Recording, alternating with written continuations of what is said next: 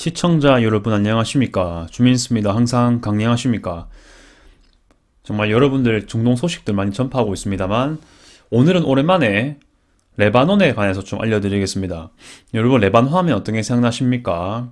레바논, 헤즈볼라가 제일 많이 떠오르실 것 같습니다. 좀 더 많이 아시는 분들은 베이루트가 생각날 것이고 베이루트가 중동의 파리니 이렇게 얘기도 하고 있죠.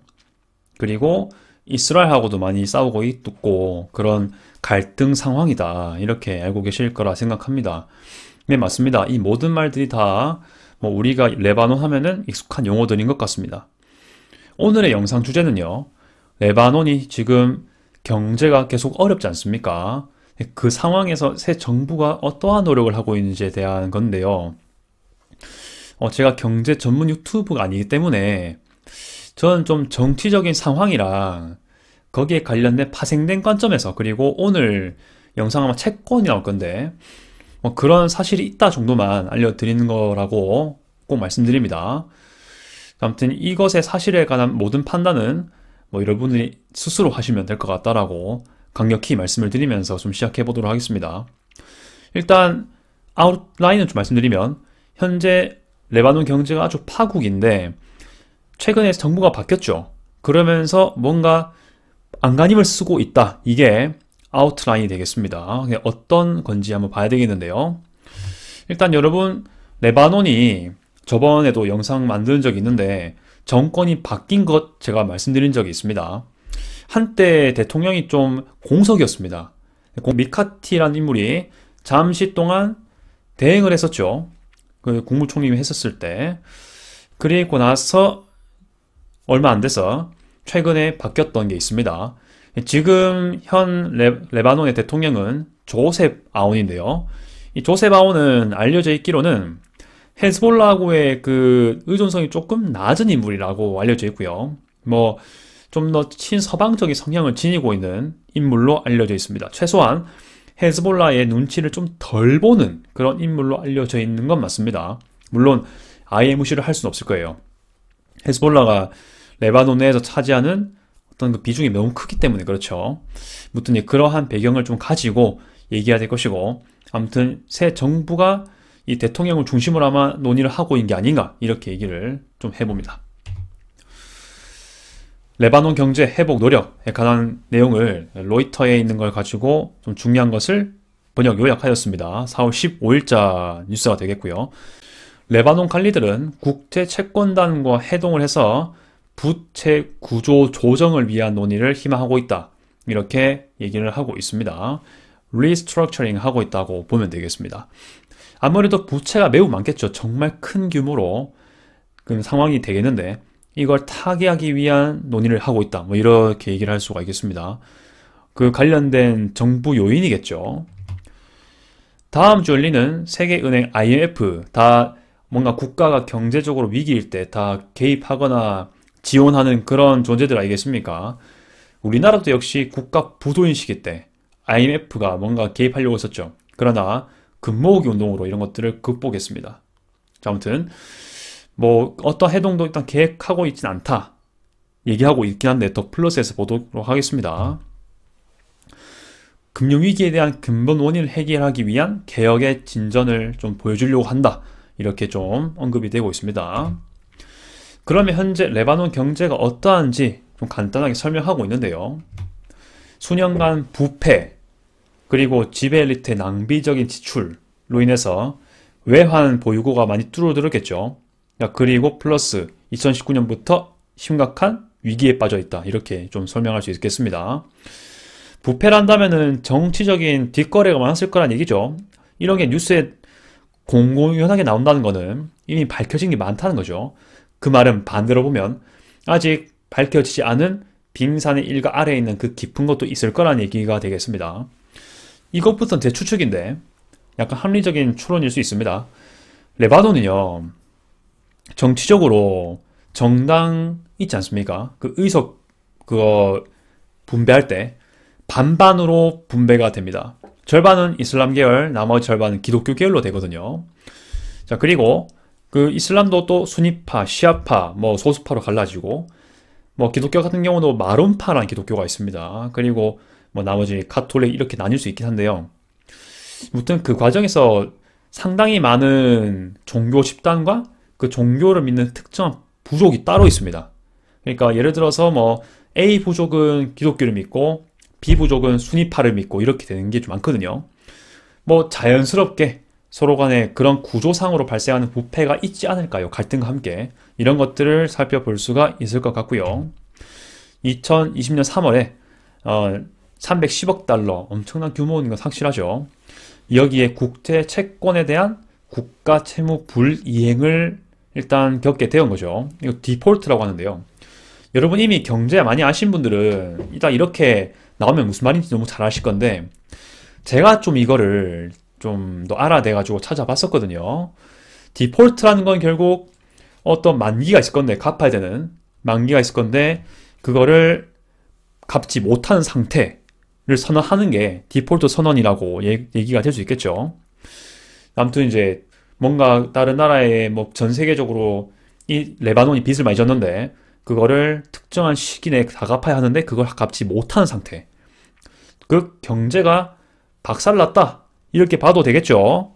간단하게 말씀을 드리면. 그리고 이 채무를 갚을 능력이 없기 때문에 국제기구, 뭐 세계은행이라든지 IMF의 도움을 받는다든지 아니면 좀 경제 규모가 큰, 그러니까 경제 규모가 커왔던 나라 같은 경우가 이런 걸 겪으면 사실 뭐 여러 가지 할 수 있겠죠. 통화 스와프도 할 수 있고 그리고 외국인의 더 많은 투자를 더 받아낼 수도 있긴 있어요. 방법이 있긴 있을 겁니다만 레바논은 그러기가 어려운 나라이기 때문에 어떤 조치를 했냐를 봤을 때 보통 채무 구조 조정, 지금 여기 나온 거 있죠. 이거를 하려고 했고 지금도 하고 있고요. 플러스 국내 자산을 매각하거나 민영화 혹은 이건 좀 국민들이 반대를 많이 하겠지만 세금을 인상하는 방법도 있습니다. 다 했겠죠. 그런데 이런 것들로도 지금 만족이라기보다는 좀 충당이 안 되는 상황이니까 진짜 파국이지 않냐라고 얘기를 하는 것 같습니다.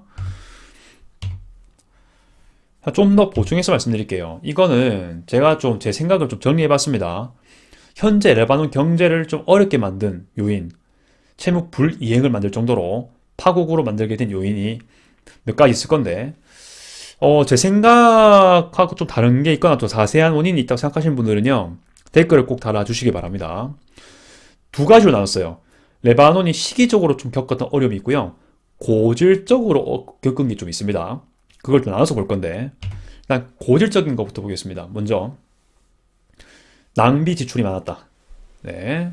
이거는 자세한 사항은 잘 모르겠지만, 일단, 제가 봤을 때는 뭔가 필요 없는 예산을 많이 썼을 것 같아요. 특히 뭐 할 때, 정치 간의 갈등이 일어날 때, 헤즈볼라라든지 그 반대된 세력과 대항할 때, 경제 발전에 써야 될 자금을 그런 세력들 간의 알력 때문에 쓰이는 게 되게 많았을 것이다라고 추측을 해요. 일단 아무튼 헤즈볼라랑 되게 관련이 많을 것이다라고 저는 생각을 하고 있고요. 두 번째, 연관돼 있습니다. 정치적 부패라고 돼 있는데요. 물론 이때는 레바논 현지 화폐로도 오갈 수 있겠지만 외국 돈으로도 많이 오갈 수도 있겠죠. 그러면서 적당히 그 국고에 외환고가 적당히 있어야 다른 나라로 인해 가지고 언제든 투자해서 교류할 때 신뢰감을 얻을 수 있다고 하더라고요. 그런데 그럴 만한 외환고가 부족하기 때문에 이 부패로 인해 가지고 경제 신용도가 떨어진다, 뭐 이렇게 평가를 하는 경우가 있더라고요. 그래서 그렇고, 세 번째, 이거는 오래전부터 겪어왔지만 90년대에 좀 회복을 했다고 하지만 다시 또 어려워지는 건 그대로 이어지는 것 같습니다. 이스라엘과의 갈등이 지속적이죠. 특히 헤즈볼라 때문에. 그래서 거기에서 겪게 되는 뭐 안보 비용도 있을 거고 뭔가 시설도 파괴됐으니까 그걸 재건해야 될 비용도 있을 거고 이런 게 얼마나 많겠습니까? 이런 것들이 지금 복합적으로 작용해서 그렇지 않을까라고 생각이 되는 겁니다. 그러니까 결국 고질적인 요인에 헤즈볼라 요인이 되게 많습니다. 그런 걸 좀 같이 봐야 될 것 같고요.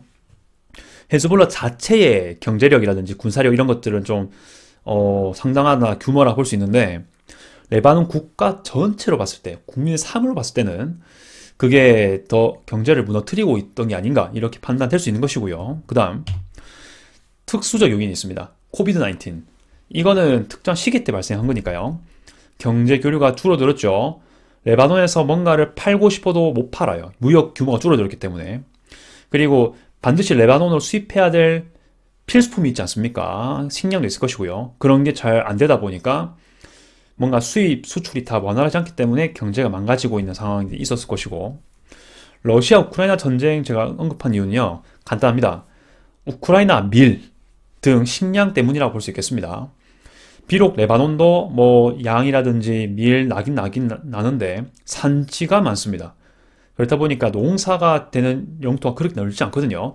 100하개국 정도는 있는데 그게 그렇게 충당할 만한 양인지는 좀 봐야 되겠습니다만, 아무튼 최소한 수입의 의존도가 높았다는 건 사실이에요. 레바논이. 네, 그런 것들을 이러한 전쟁 때문에 우크라이나부터 상당히 많은 수입하는 그런 특히 밀을 중심으로 이게 많았을 건데 그게 어려워지니까 되게 경제적으로 취약했었는데 더욱더 이렇게 되는 거죠. 그리고 진짜 파격적인 요인이 있습니다. 이거를 생각보다 간과를 많이 하시던데, 항구 폭발이 뭔 큰 타격이냐 싶을 수 있겠지만, 여러분들, 레바논 내에 항구 중에 베이루트만큼 큰 항구가 그다지 없습니다. 제가 알기로는 베이루트 항구가, 베이루트 수도죠. 레바논 그 항구 무역량의 10% 정도를 차지한다고 해요. 네, 그런 것이 마비가 된 셈이 되겠습니다. 베이루트 항구에 어떤 저장고가 폭발하지 않습니까? 즉, 이것에 대한 레질리언스가 좀 떨어지고 항구 회복력이 매우 떨어지는 거죠. 그렇다 보니까 무역 자체가 좀 배가 들어올 수도 없는 상황이 되는 겁니다. 이런 것들이 많이 펴지는 것이고, 미국이 또 원체적으로 헤즈볼라를 제재하면서 레바논 자체 경제에도 영향을 미치기 때문에 이러한 복합적 요인 때문에 레바논 경제가 어려워지고 특히 2020년, 2021년 되면서 더 어려워진 게 아닌가, 특수적 요인 때문에 더욱더 그렇게 된 게 아닌가라고 생각이 되는 겁니다. 네, 일단은 밑에 보시면은 이거는 뭐 레바논 상황에서 뭔가 경제 회복을 하기 위해서 이렇게 하면은 최선일 것이다라고 여겨지는 게 몇 개 있는데, 통화 스와프를 늘리는 건데요. 근데 이거는 사실상 레바논으로서는 좀 쉽지가 않을 것 같은 게, 어느 정도는 경제적인 건실함이 있어야, 통화 스와프 다들 아시다시피 뭐 미국과 한국이 있다, 한국 미국이 있다 그러면 미국은 우리나라 원을 가져가고 우리나라는 또 미국의 달러를 또 가져가면서 같은 가치를 두고 교체하는 거지 않습니까? 바꾸는 거죠. 상대방의 외환을 보유하고 있는 겁니다. 그럼으로써 경제 위기가 올 때 상대국의 외환을 가지고 있음으로써 바로 자기 돈을 돌려받을 수 있는 그런 체계가 되니까 좀 안정화될 수 있는 거죠. 근데 레바논의 화폐 가치가 좀 문제가 많기 때문에 이건 어렵다 볼 수 있는 것이고, 외국이 투자를 많이 할까, 이것도 좀 많이 좀 생각이 많이 되는 것이고요. 모라토리움은 이미 레바논이 많이 했었던 걸로 기억합니다. 그 디폴트는 아무튼 간에 갚을 능력이 안 된다라는 걸 선언하는 것이고, 모라토리움은 비슷한 상황이지만은 언젠간 갚겠다, 바로 갚을 능력이 안 된다라고 못 본 게 아니고 언젠간 꼭 갚겠다라고 선언하는 그런 현상이라 하더라고요. 네, 그런 걸 해왔었는데 일단 레바논은 그런 것들이 어렵다 보니 아무래도 다른 대책을 강구해야 되지 않을까 이렇게 보는 것입니다. 이것에 대해서도 혹시 여러분들, 어차피 이 영상도 소통의 장이기 때문에 추가하거나 좀 고칠 거 있으면 말씀을 좀 부탁드리겠습니다.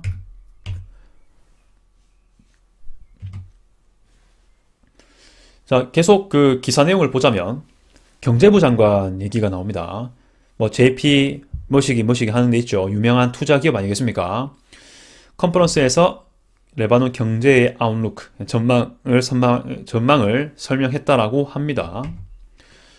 그리고 대형 펀드와 소규모 헤지 펀드 그룹으로 구성된 채권단들이 재정고문을 임명함으로써 부채 협상을 위한 준비를 하고 있다, 이렇게 좀 얘기가 오가고 있습니다.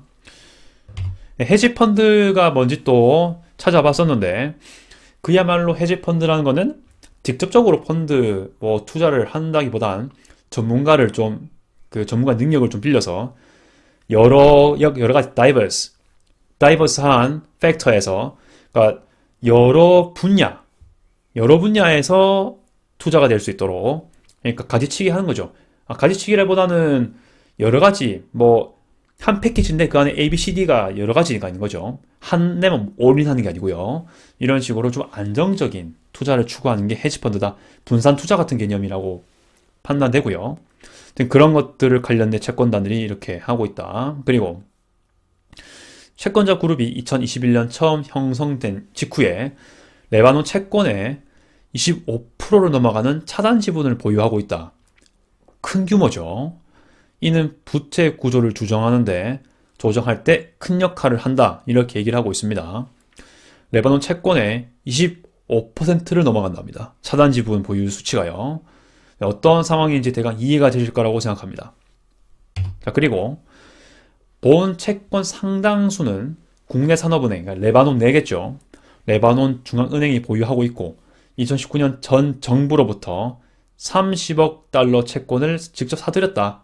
이렇게 얘기는 하고 있는 상황이에요. 그 다음, 근데 이게 좀 문제입니다. 레바논 채권이 지금 어떻게 거래가 되냐 보면은 달러란 건 1달러겠죠. 1달러면 진짜 여러분들 아시다시피 채권은 만약에 뭐 1,000만 원 채권이 있다면, 그리고 뭐 뒤에 정보가 좀 적혀있겠죠. 채권이라는 게 결국 만기를 가지고 그리고 이자율을 고정해준 상태에서 만약에 10년짜리 채권이다 그러면 10년 후에 내가 1,000만 원 투자했습니다.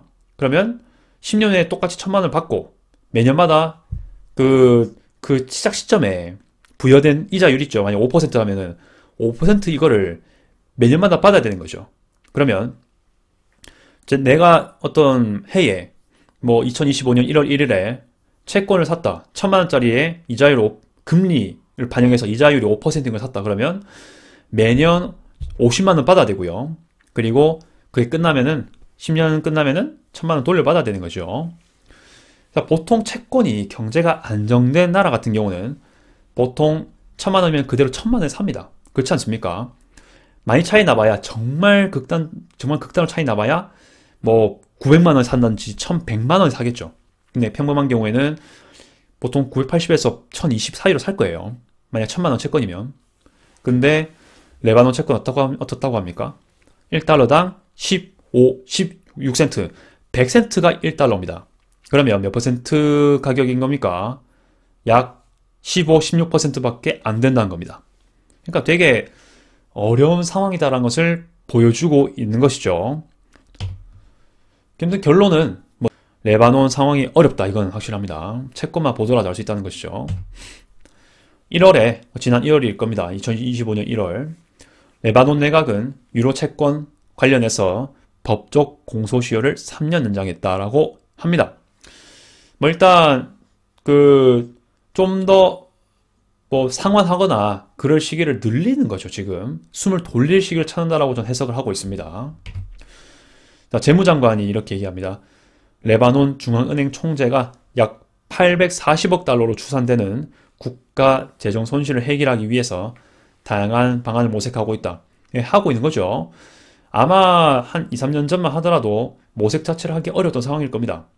계속 당하고 있던 상황이었으니까 경제가 침체만 되고 있었는데 지금은 모색을 한다는 것 자체가 조금은 정치적으로 조금씩은 절대적인 건 아니지만 불과 1년은 전보다 좀 괜찮아지고 있다는 걸 보여주긴 하는 것 같아요.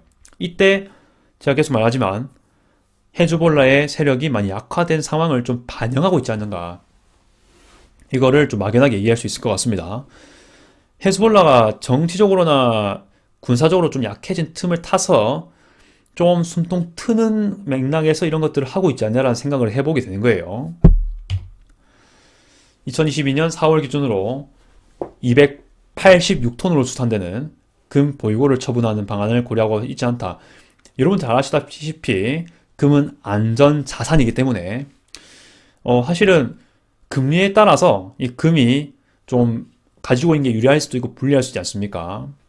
네, 그런 것들을 일단 처분하는 것에 대해서는 고려하지 않고 있다. 최후의 보루로 생각하고 있는 것 같습니다. 네, 레바논이요. 절대 금만큼은 팔지 않을 것이다. 이렇게 얘기를 하고 있는 상황인 것 같습니다. 올해 사상 최고가로 금 가격 상승하면서 금 보유국 가치도 상승하고 있다고 되어 있는데 지금 고점을 계속 찍고 있는 거죠. 금 가격이.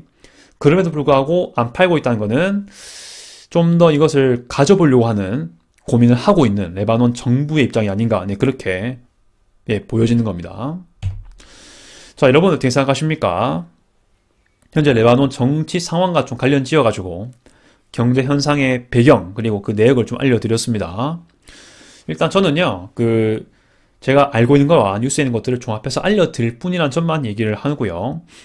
뭐 여러분 혹시 경제 투자에 관심 있으시다면은 저의 정보도 물론 어느 정도는 뭐 일단 뉴스에 근거한 거니까 볼만하겠지만 좀 더 전문가의 의견을 들어주시면 감사하겠다 말씀을 드리겠습니다. 뭐 투자에 가는 것들은 정말 신중한 판단이 필요하고, 그리고 누군가의 말을 듣고 고지고대로 하는 것도 역시 문제가 많죠. 저는 그런 얘기 하지 않았습니다, 여러분들. 아무튼 다시 말씀드리면 결론은 현재 이 레바논 경제의 움직임, 그리고 정부로서의 어떤 조치 이런 것들이 그 나름대로의 정치적인 배경, 달라진 배경을 좀 가지고 있기 때문에 조금씩 움직임이 있다라는 걸 좀 말씀드리려는 거였습니다. 초점은 거기에 있다는 걸 말씀드리겠습니다. 자, 아무튼 뭐 추가적으로 댓글 다실 거 있으면은 댓글 부탁드리고요. 앞으로도 시청 계속 감사드립니다. 앞으로 유의미한 소식 있으면 알려드리겠습니다. 이상 준미있었고요. 아디오스.